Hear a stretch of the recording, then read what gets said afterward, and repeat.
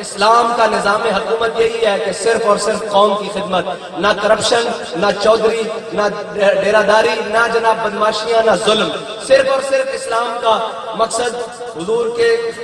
امت کی خدمت کرنا ہے۔ اور جب تک